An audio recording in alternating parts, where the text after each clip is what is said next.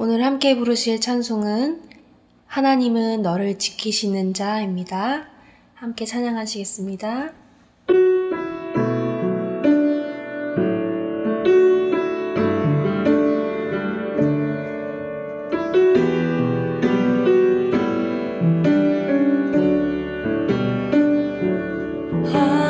하나님은 너를 지키시는 자, 너의 우편에 그늘 되시니 낮의 해와 밤의 달도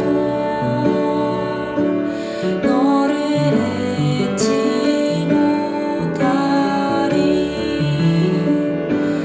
하나님은 너를 지키시는 자, 너의 환난을 면케하시니 그가 너를 지키시리라. 너의 출입을 지키시리라. 눈을 들어 산을 보아라. 너의 도움 어디서나 천지 지으신 너를 만드신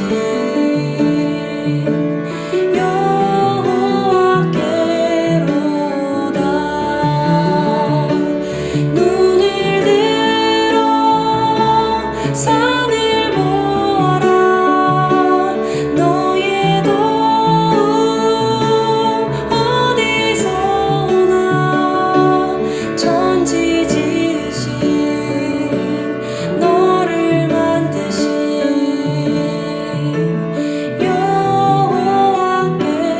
여호와께로다.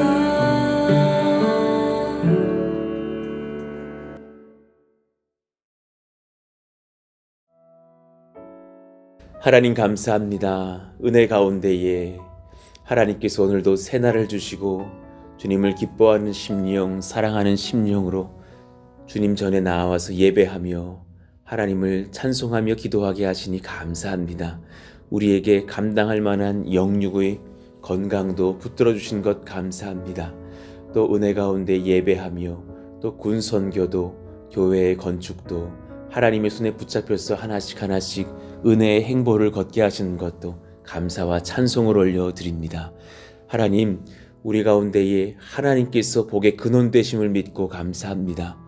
어떤 세상 권세도 하나님의 백성들을 막을 수 없고 저주할 수 없음을 봅니다. 하나님께서 지키시고 인도하시는 그 은혜의 한 걸음 한 걸음을 잘 걸을 수 있도록 도와주시고 우리의 행보가 주님 앞에서 가볍지 않게 하시며 하나님이 기뻐하시는 은혜의 여정들, 정말 하나님의 말씀을 좇아서 성령의 지혜를 구하며 순종함으로 잘 걸어갈 수 있기를 주님께서 인도하여 주시기를 간절히 소원하고 원합니다. 하나님, 우리 사랑하시는 그 가정의 모든 자녀들과 후대들을 위해서 하나님 앞에 간구합니다. 오늘도 예수 믿기가 쉽지 않은 시대이지만 내일과 또 10년 뒤와 20년, 30년 뒤는 더 어렵지 않을까 생각합니다. 그래도 우리들의 젊음의 때에는 교회에 부흥의 소식들이 있었고 또 많은 예배와 하나님을 향한 또 연합의 모임들이 있었으며 뜨거운 부흥회가 있었고 또 귀한 목회자들이 많이 있었는데 앞으로의 시대 주님 잘 알 수 없어서 주님 앞에 간구하며 기도합니다. 하나님을 두려워하는 위정자들이 일어나는 시대가 되게 하여 주시고 또 하나님을 두려워하며 뜨거운 심령으로 하나님의 말씀을 대언할 성령의 사자들이 일어나는 시대가 되게 하여 주시고 또 귀한 교회들이 또한 불꽃처럼 생기고 일어나서 수많은 후대들을 이끌고 세우며 전도하고 섬길 수 있는 그런 연합들이 있기를 간절히 원합니다.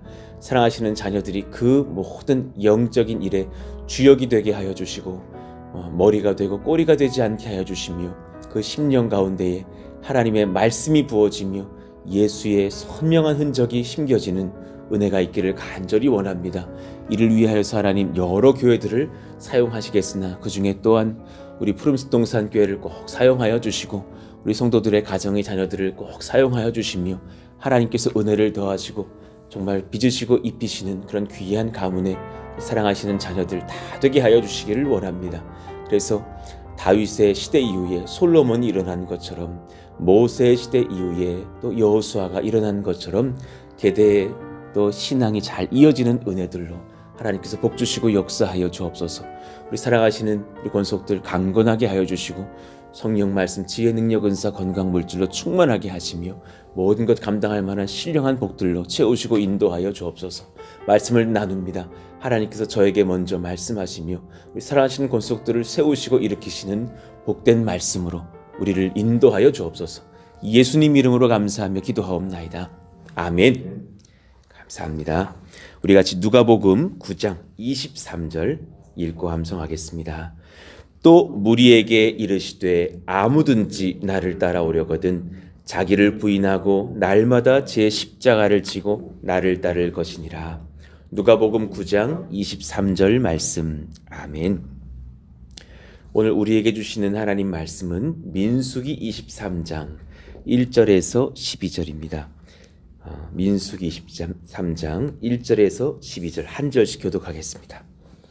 발람이 발락에게 이르되 나를 위하여 여기 제단 7을 쌓고 거기 숫송아지 7마리와 순양 7마리를 준비하소서 하매 발락이 발람의 말대로 준비한 후에 발락과 발람이 제단에 숫송아지와 순양을 드리니라.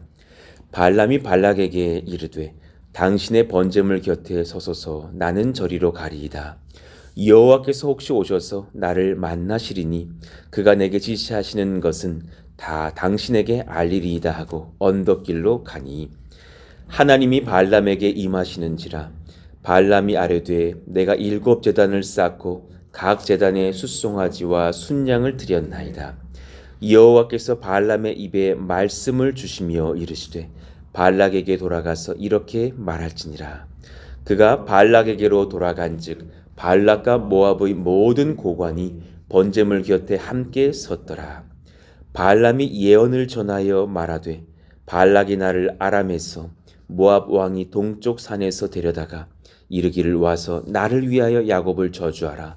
와서 이스라엘을 꾸짖으라 하도다. 하나님이 저주하지 않으신 자를 내가 어찌 저주하며 여호와께서 꾸짖지 않으신 자를 내가 어찌 꾸짖으랴. 내가 바위 위에서 그들을 보며 작은 산에서 그들을 바라보니 이 백성은 홀로 살 것이라. 그를 여러 민족 중에 하나로 여기지 않으리로다.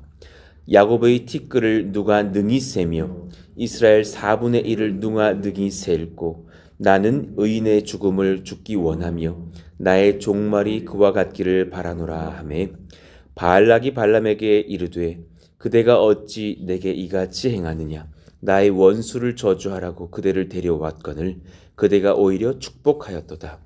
발람이 대답하여 이르되 여호와께서 내 입에 주신 말씀을 내가 어찌 말하지 아니할 수 있으리이까. 아멘.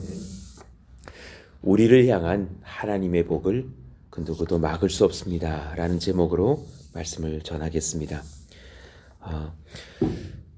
사람은 자신의 생각으로 접신을 하려 하지만 하나님의 은혜가 아니면 사람은 하나님을 경험할 수 없습니다. 그러니 우리가 주님을 만난 것이 참 얼마나 귀한 은혜인지를 알고 오늘 말씀을 또 우리가 받아야 할 줄로 압니다.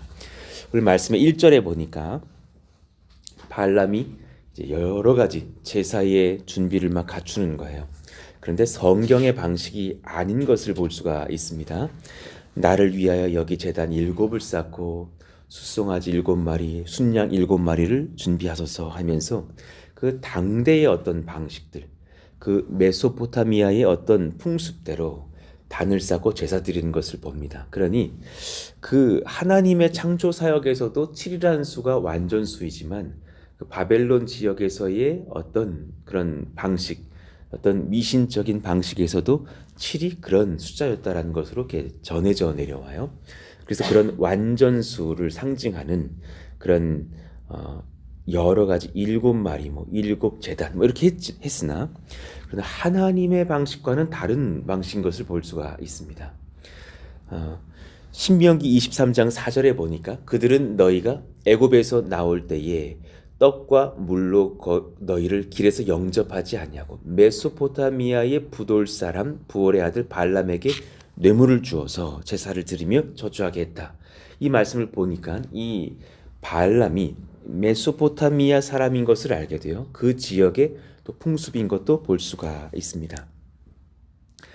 그러니 오늘 사실 이 말씀에서 드려지는 이 제사는 하나님이 임하지 않으셔도 되는 제사라는 것을 알 수 있어요. 그러나 하나님께서 사랑하시는 자신의 자녀들을 향한 저주를 허락하실 수가 없기 때문에 임하시는 것을 봐요. 그 덕분에 사실은 발람은 하나님을 만나는 복도 얻게 되죠.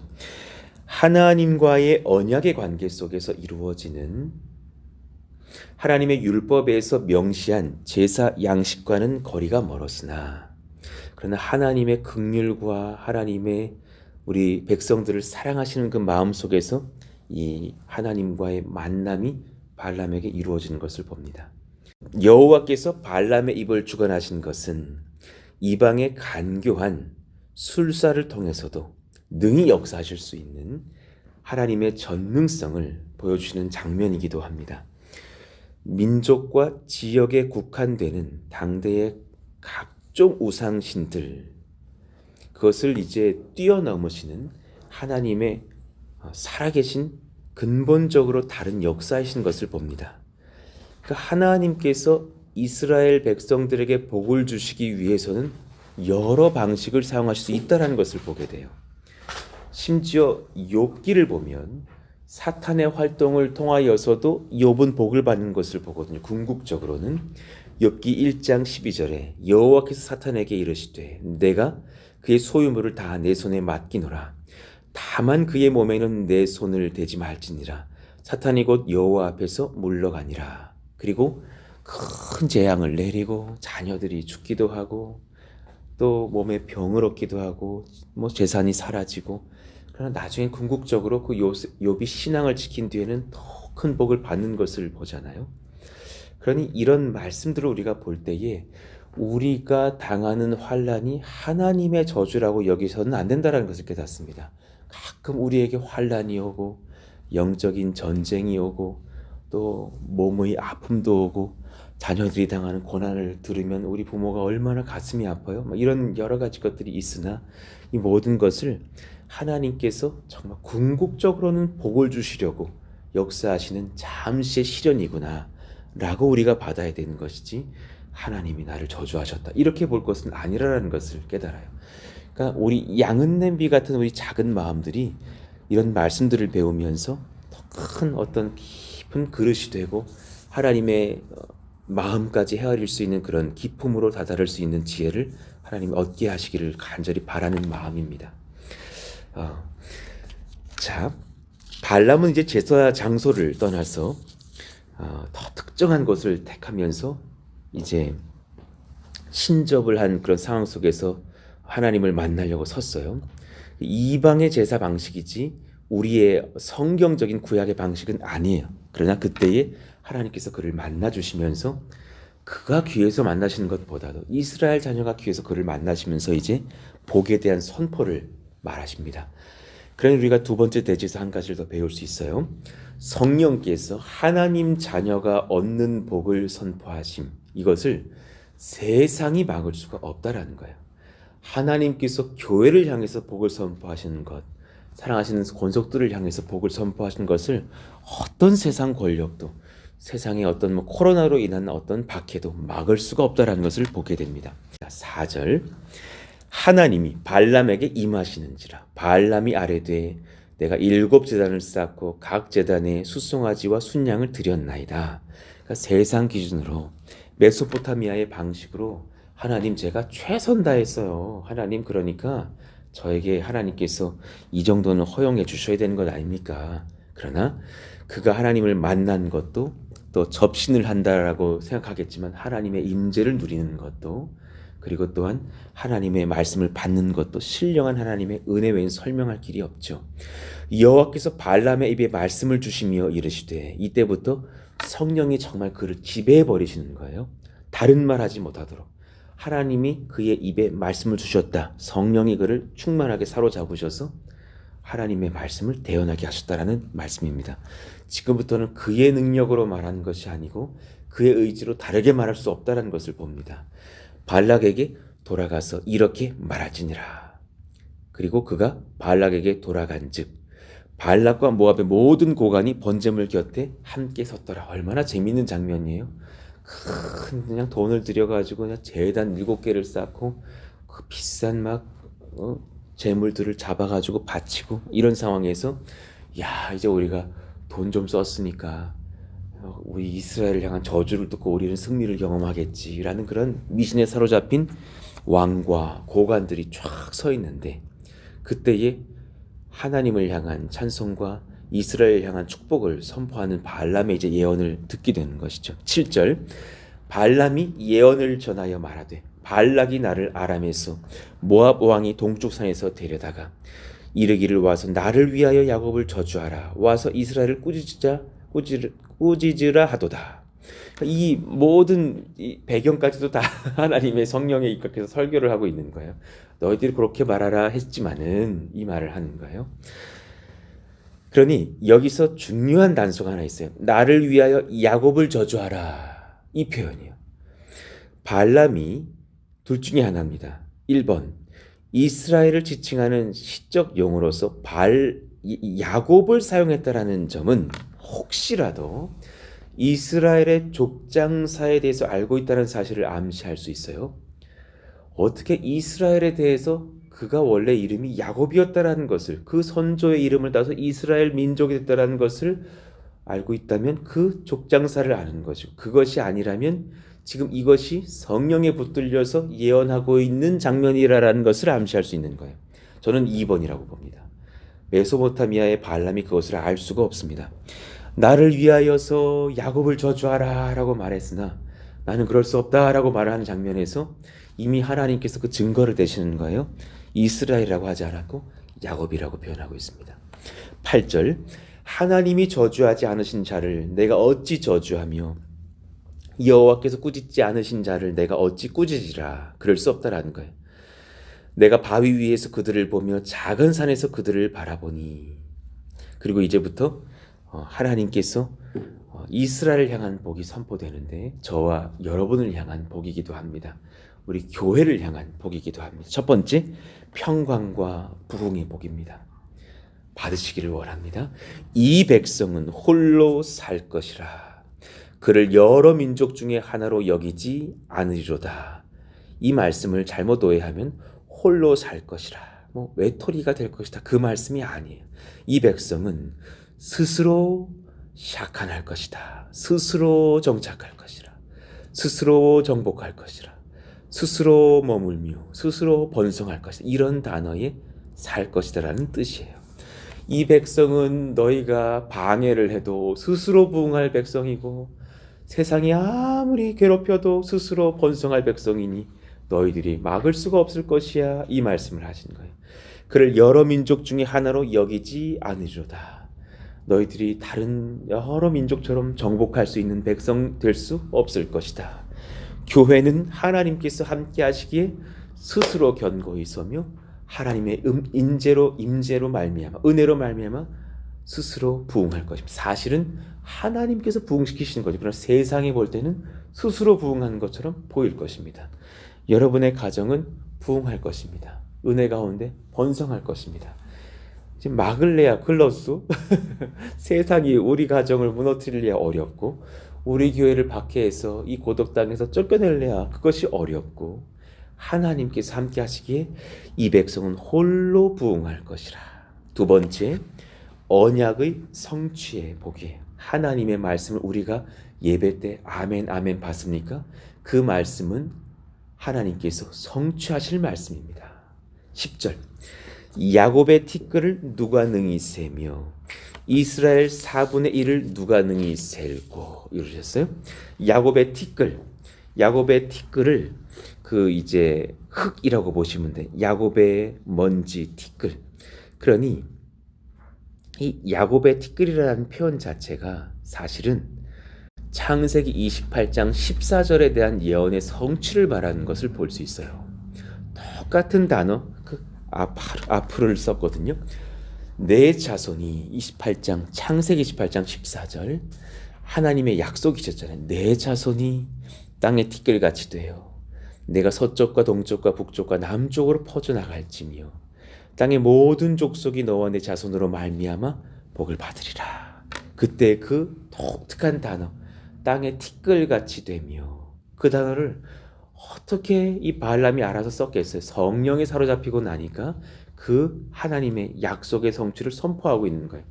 그러니 그 야곱의 티끌을, 이것은 아브라함과 언약하였던 그 언약의 성취인 이스라엘 백성이 번성하고 번성해서 교회가 부흥하고 부흥하여서 언약이 성취된 이 현장을 누가 능히 감당할 수 있겠느냐, 이 말씀이고, 이스라엘 4분의 1을 누가 능히 셀고, 이스라엘 진영이 본인이 선포하고 볼 때에 그 4분의 1씩 진영을 나누어서 이동을 하고 있는 장면이 있잖아요. 그때에 자신의 눈에 그 4분의 1이 보였겠죠. 그 4분의 1도 누가 능히 셀 수 없을 만큼 큰 진영인데 나머지 4분의 3까지 다 합쳐서 전체를 보면 얼마나 큰 강국이 되겠느냐, 저들을 어떻게 막을 수가 있겠느냐, 이 말씀을 한 거예요.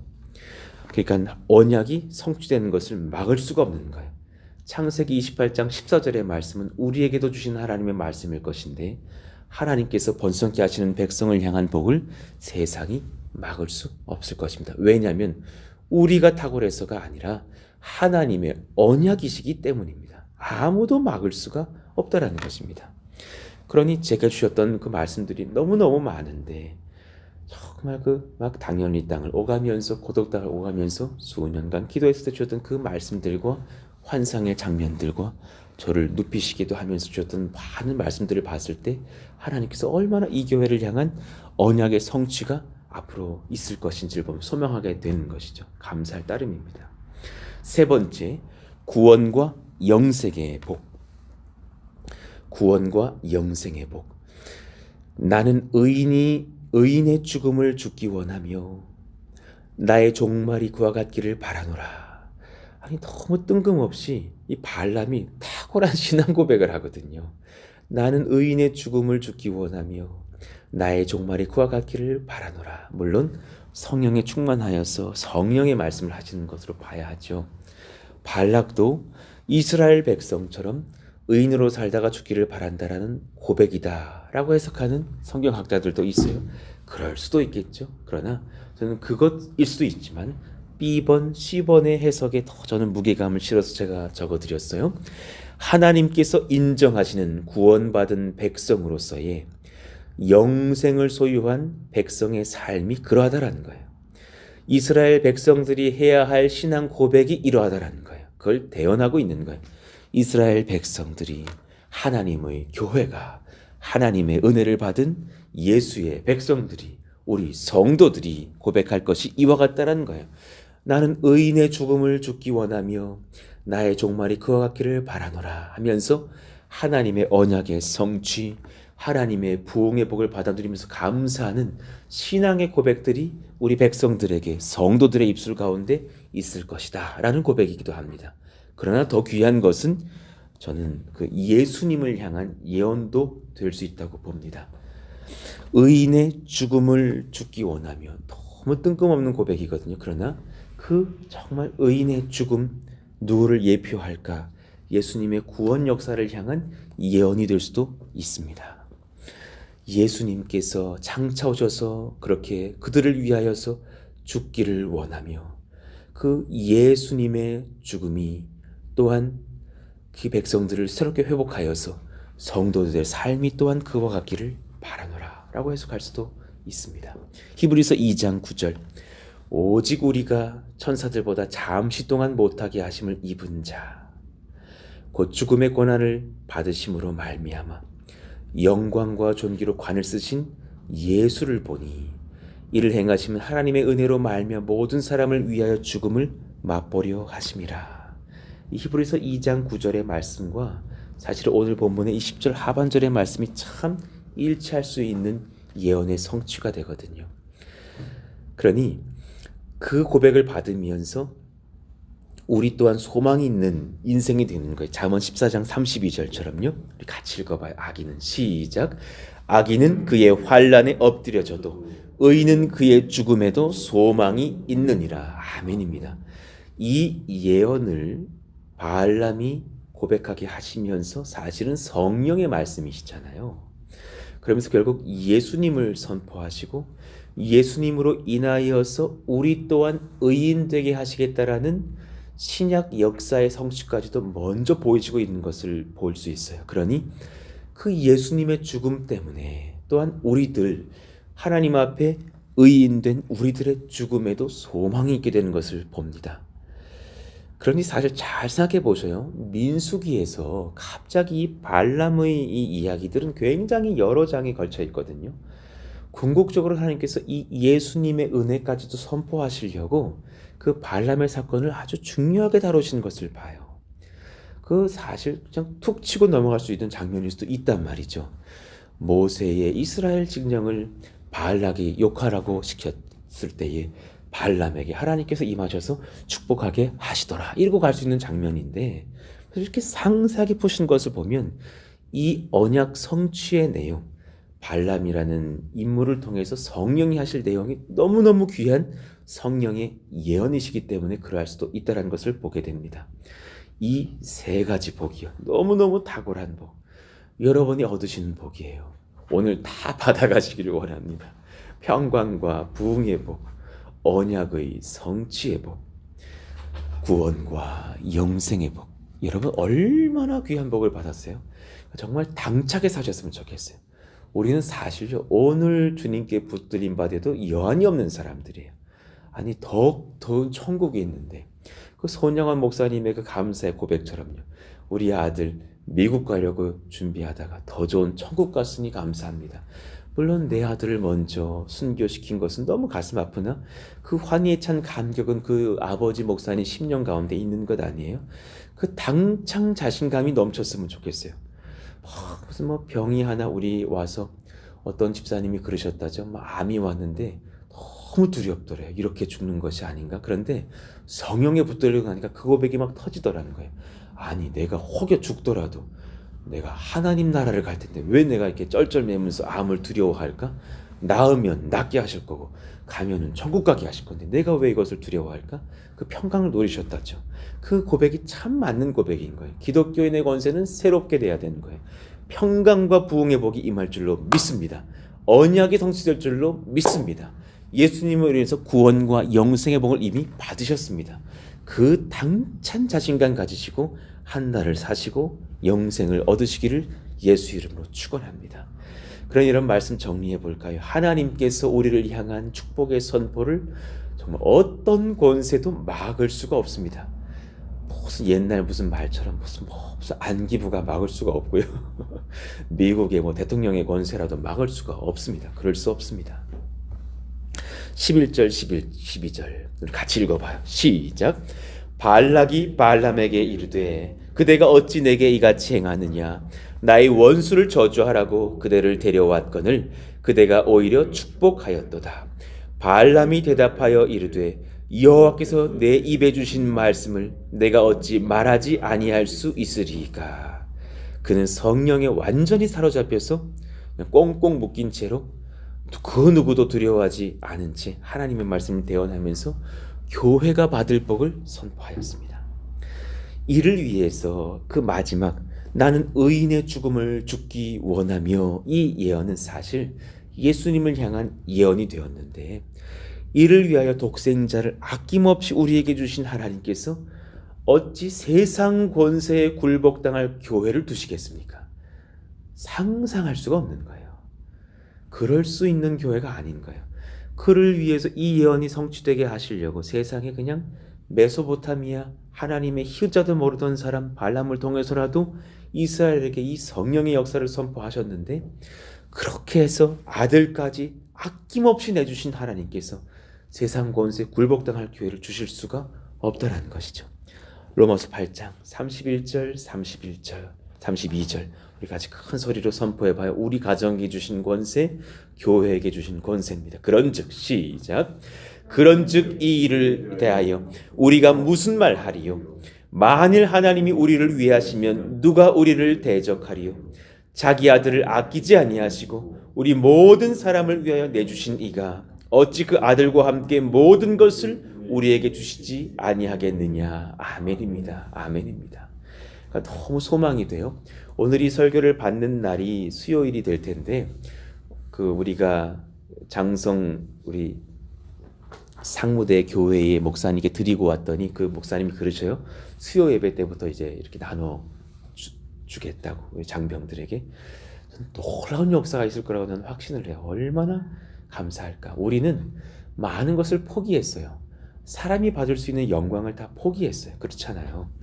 멋진 우리 집회 하나 하고 그럴 수도 있잖아요. 그래서 돈을 모으고 모아가지고 큰 돈 들이고 오면서 힘을 얻을 수도 있고, 우리 모든 그런 그분들을 만날 수 있는 장면들을 다 포기하면서 만날 수 없었으니까요. 우리는 열심히 수고하여서 손편지를 썼고, 아마도 그 부대에 목사님 말씀에 의하면 이런 일은 처음이었다라는 거죠. 그냥 큰 돈과 지폐로 해결하는 분들은 있었어도, 아니 장병들 전원에게 손편지를 쓰는 교회는 처음이었는데, 그것도 개척하신 지 1년도 안 된 교회가 그걸 사시는 것을 보고서 많은 것을 제가 느낀다라는 거예요. 저희도 많은 것을 감사하게 됐었고, 다 그 선물을 받았을 때에 얼마나 사실 그 청년들의 마음에 하나님의 은혜가 임할까. 이제는 성령 사역이잖아요. 너무나 놀랍게 역사할 것을 보면서 감사하고 소망하게 돼요. 많은 청년들이 회심할 것을 제가 느낍니다. 그런 은혜가 임할 줄을 믿고, 또 그 작은 씨앗 심겨졌다가 나중에 또 어떤 귀한 목사님의 말씀을 듣고 또 회심할 수도 있잖아요. 지금은 그 어떤 것에서 그 선물 한 8, 9개를 집어넣으면서 속으로 기도했어요. 한 방만 맞아라. 이 화살 8, 9방 중에 한 방만 딱 맞아라. 그래서 예수님 만나고 고꾸라지는 역사가 있기를 바라는 마음인데, 저는 그럴 줄 믿습니다. 그래서 얼마나 큰 복이 임할까. 그런 복을 또 하나님께서 우리 가운데 주셨는데, 우리 교회 건축이 잘못될 리가 없고 하나님께서 형통케 하시겠다라는데 어떤 누가 우리 권세를 막겠습니까? 어제 예배를 드리는데 잠깐 그 건축하신 그 집사님 잠깐 와서 이렇게 집사님께 잠깐 이렇게 귀뜸해 주시고 잠깐 나가신 것을 봤어요. 하신 말씀이 뭐였냐면, 모든 그 단연리의 주민들, 그 관계하시는 분들과 소통이 잘 됐다라는 거예요. 그래서 주민들을 대표하는 이장님하고도 대화가 잘 됐고, 또 앞에 그 들깨밭이 있었는데 그 들깨 잘 키워놓으시고 다 수확해서 그대로 눕혀놓으셨는데, 이렇게 잘못 들면 후루룩 떨어지겠어요. 그거 들깨 그거 떨어뜨리지 말라고 그거 잘 눕혀놓으신 건데, 본인이 오늘 잘 치워놓으시겠다고 어제 말씀하셨고, 그래서 오늘은 이제 공사할 수 있게 다 되었고, 그런 어떤 좋은 소식들을 전해주시려고 오셨더라고요. 오후에 통화를 했는데, 선하게 한 걸음씩 인도하신 것을 보면서 하나님 정말 이 복이 우리 교회에도 임하고 우리 모든 권속들에도 임하는 복이 되기를 원합니다. 오늘 이 말씀 주셔서 너무너무 감사합니다. 그런 평강으로 오늘 말씀을 전합니다. 말씀 정리하겠습니다. 이 3가지 복 잊지 마시기를 원합니다. 여러분에게는 평강과 부흥의 복이 흘러 넘칩니다. 하나님 말씀이 성취되는 복이 하나님께서 우리 가운데 주신 모든 말씀으로 이미 임했습니다. 구원과 영생의 복을 얻었습니다. 그런 우리 가정, 우리 자손 만대, 우리 몸된 교회와 이 나라가 되기를 예수의 이름으로 축원합니다. 오늘 말씀을 기억하시면서 우리 찬송 1절만 한번 부르시고 기도하시죠. 하나님은 너를 지키시는 자, 눈을 들어 산을 보아라. 우리 도움은 하나님께 있음을 믿으시면서 우리 크게 선포하시고 기도하기를 원합니다. 하나님은 너를 지키시는 자, 너의 우편에 그늘 되시니, 낮의 해와 밤의 달도 너를 해치 못하리. 눈을 들어 산을 보아라. 너의 도움 어디서 오나. 천지 지으신 너를 만드신 여호와께로다.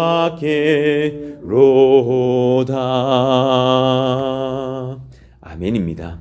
오늘 말씀을 기억하시면서 하나님, 저에게 그런 귀한 복을 주셨는데 저의 신앙이 움츠러들지 않게 해주시고 환난과 어려움이 올 때에도 하나님이 주신 복을 믿고 감사하면서 그 시련들을 지혜롭게 또 믿음으로 극복해내는 저희들 모두가 되게 하여 주옵소서. 우리의 그 믿음의 지경이 커지기를 원합니다. 하나님이 주신 그 언약의 성취를 믿으면서 강하고 담대하며 성령으로 충만한 백성 되기를 원합니다. 은혜를 허락하여 주시옵소서. 그런 은혜 속에서 교회의 건축과 모든 토목의 공사들과 또 숲을 또 그렇게 또 다듬고 정리하는 모든 사원들도 하나님께서 인도하여 주옵소서. 모든 필요한 물질들도 주님 공급하여 주옵소서. 같이 한번 그렇게 주여 부르짖고 기도하겠습니다. 주여! 하나님 감사합니다. 하나님 감사하며 감사합니다. 우리 사랑하시는 성도들에게, 사랑하시는 교회에게 이런 귀한 복을 주시니 주님 감사합니다. 평강의 복, 부흥의 복이 우리 가운데 있음을 고백합니다.